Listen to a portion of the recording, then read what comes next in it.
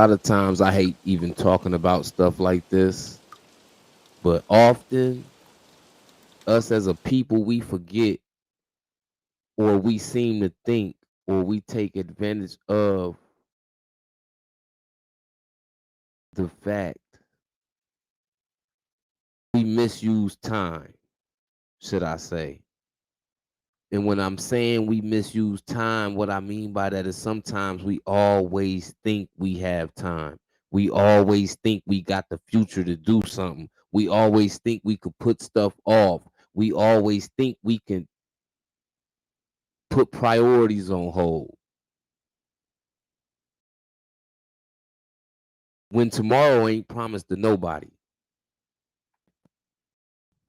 to nobody.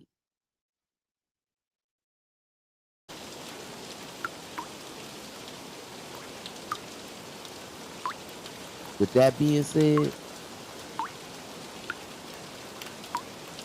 we need to start really making use of our time, not taking our time for granted. Because time, you can't replace time, and a lot of times you can't make up for lost time.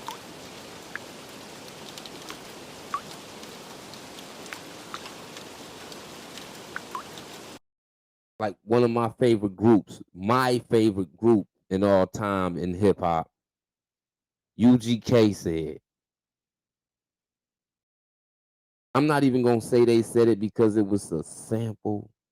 No, it wasn't a sample. Regardless, it's on UGK song.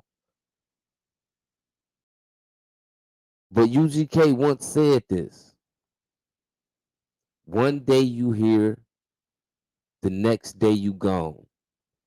Now, the last few weeks around my city, that has been a reality for a lot of people.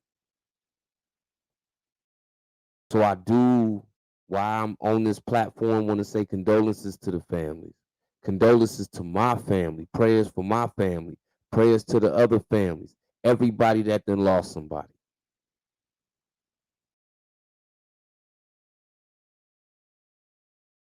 It's time for that. Culture for the Streets, hosted by Mafia and Paint, man. Let's get into it right now. Let's go. Yeah, yeah. Got my nigga Cheese in this bitch. Midwest UGK, nigga. You already know. Yeah, I said my hands on this money. I'm caught up in this lifestyle, this 100-round drummy. It'll knock a nigga right down. My dope on my scale, it be knocking watch lights out. My spot do be booming. I'm caught up in this lifestyle. My hands on this money. I'm caught up in this lifestyle. Really know Big Mota like that, or you just really got hip to Big Mota like that. Big Mota always been a street dude.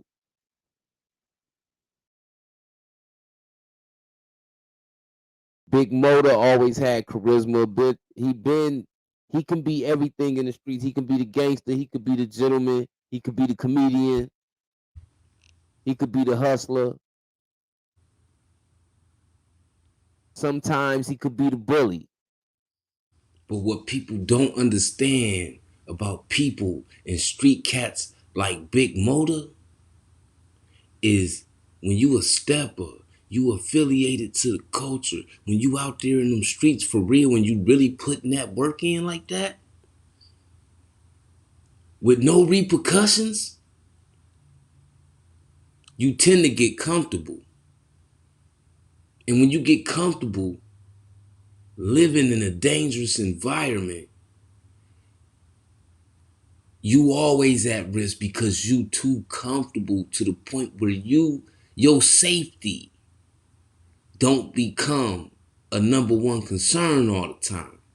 And that's where people get caught I lacking. mean, by tomorrow ain't promised to nobody. Because I'm pretty sure Big Mota didn't expect for time to expire for him. You feel what I'm saying? And to be,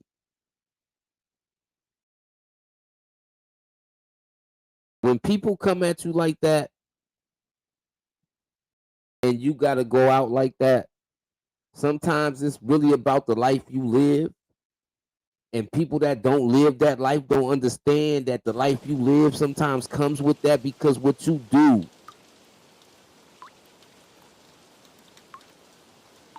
in the street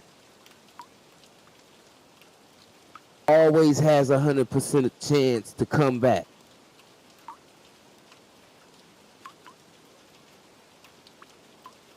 And sometimes it ain't even gonna come back from your ops. Sometimes the craziest things could happen. You could be in the wrong place at the wrong time. You could be with somebody that somebody else was targeting. You feel what I'm saying? So for them to go at Big Mota like that, and he was unalived in Oak Haven, multiple shells lodged into the vehicle. He wasn't the only one that caught some of those.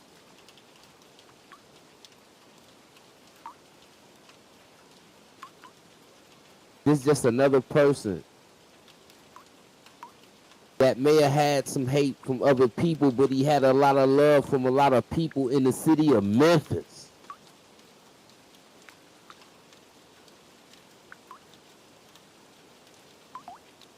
But like I said, he been a stepper. He been a little bit of everything. He kind of got a big rap in the industry for allegedly the situation with Shy Glizzy and the Chain Snatcher. You see what I'm saying? So just that right there lets you know what type of person Big Mota was. He wasn't no play nigga, regardless if you see him smiling and laughing. When it come time, he was a serious dude.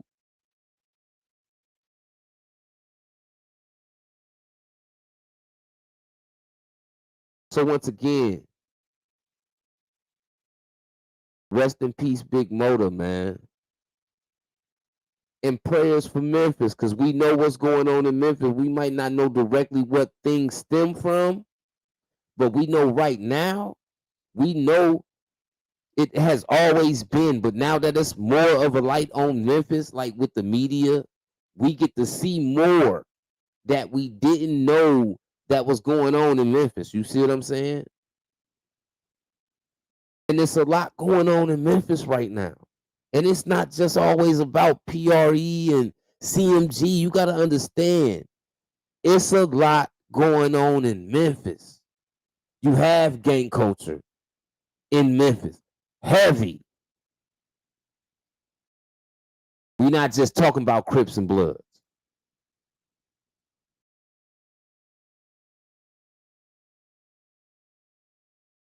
It's VLs over there. It's GDs over there. It's a bunch of gangs over there. Not only that, you just got the streets of Memphis, man. The neighborhoods of Memphis, man. The projects, the sections that do they stumping. You see what I'm saying? Memphis got a lot going on. So when we see these types of things take place, you really got to understand where it's coming from. Where these people at? What's going on? Where these people at? First and foremost, man.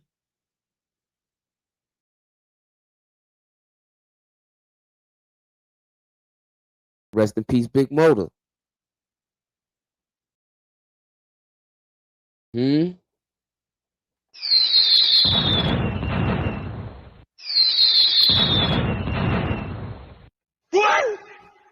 They flopped. That's what.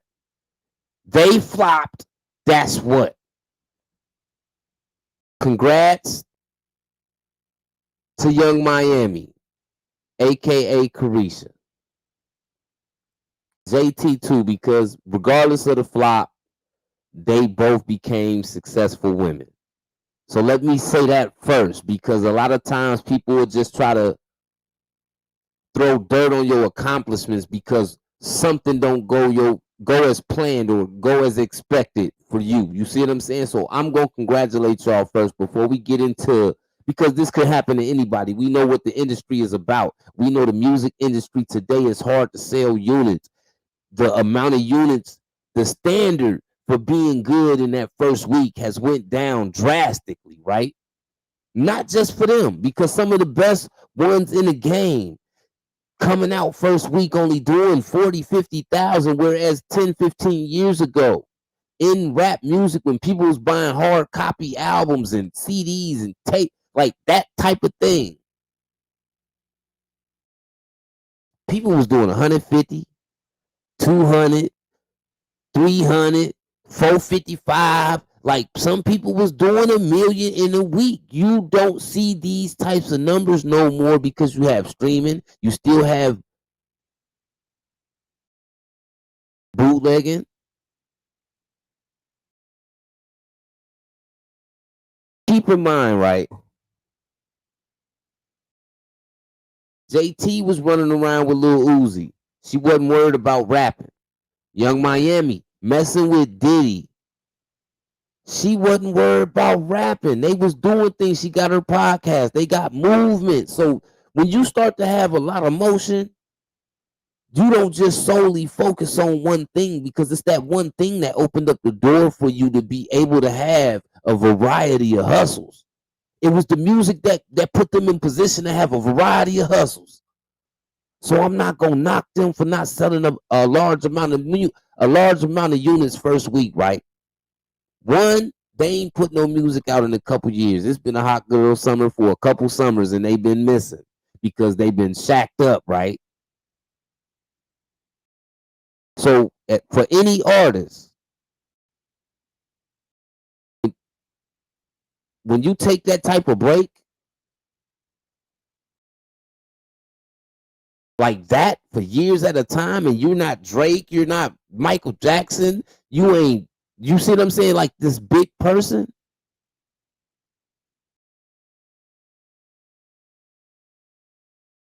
you cannot take that type of break and expect to come back and do the exact same thing you did when you was doing your thing, because that heat, you had the stove on 400. Y'all sat down, took a break, the flame went out. Y'all came back, tried to cut the stove on, and the eye wasn't working. That can happen to anybody in the industry, hot or not, because people got short attention spans nowadays. So if you ain't consistently putting it in their face, they're not consistently tuned in, and they will forget about you in the process of them taking a recess. They took a recess. Cardi B still been doing her thing. Glorilla been taking off. You got Sexy Red, Lotto, Lola Brooke. You got all these females, man. Shout out to the female artists because they holding hip hop down. But you got a big group of females that then jumped into the forefront of hip hop while y'all was taking a break. Y'all should have been doing collabs with them while they was doing what they was doing, but instead y'all took that break. So you got to understand why it's projected for them to only sell 8,000 first week. For one, they really ain't super talented artists like that. They straight. They straight. What? I said they straight.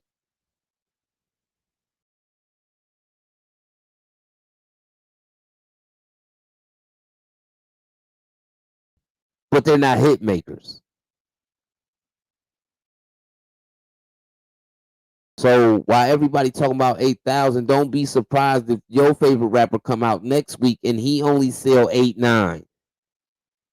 That's the temperature in the hip hop game right now. It's just streaming already ain't cutting that big of a check. And when you got deals set up a certain type of way, they digging into your streaming check anyway. So you're not, you see what I'm saying? And everything is just not what you think all the time.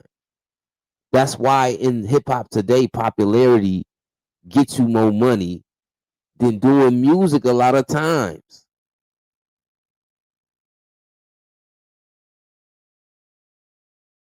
Why you think it's people out there that don't have no talent, but they have all the popularity, and they'll get the deal that the person that you've been watching with all the talent in the world not get the opportunity?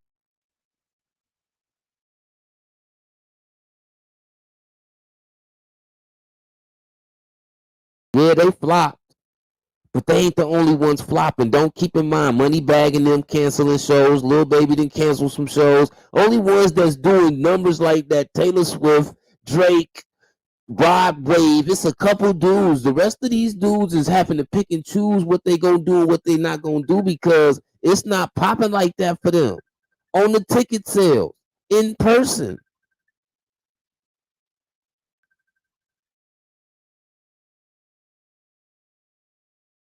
That's just the environment in hip hop. So understand that could be your favorite rapper tomorrow.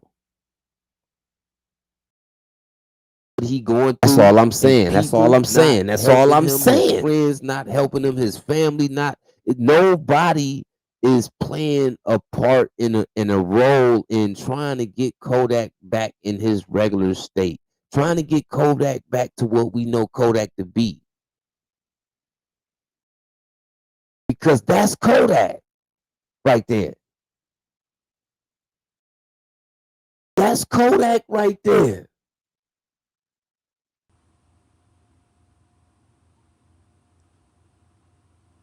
What I'm not finna let y'all do is tell me that's Kodak right there.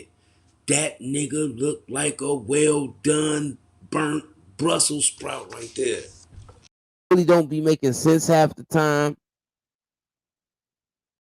and we know Kodak, regardless of what people say about him, he's a smart dude.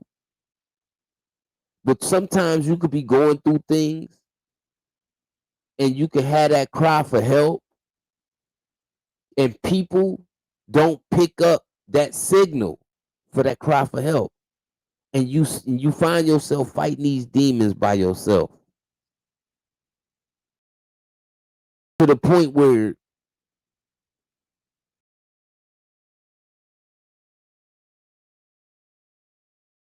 you just constantly keep falling, and people watching you fall and not try to assist and help get you back right, help pick you up, let you lean on them, let you vent to them, tell you what's right from wrong, like let you know what you doing ain't right, let you know that you messing your own like what type of people do Kodak got around him, and then to see him on Drink Champs.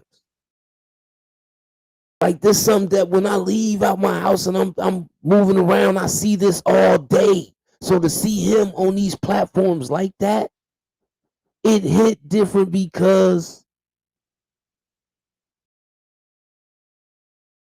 this ain't what we used to watching Kodak do. We not used to this. So the Kodak, man, keep your head in the game. To Kodak family, help Kodak. To Kodak friends, why y'all not helping Kodak? Let me know what y'all think, man. It's time for that Culture for the Streets hosted by Mafia and Paint. Hit that like button, subscribe to the channel, hit that notification bell. It's time for that, hosted by Mafia and Paint. I'm out of here.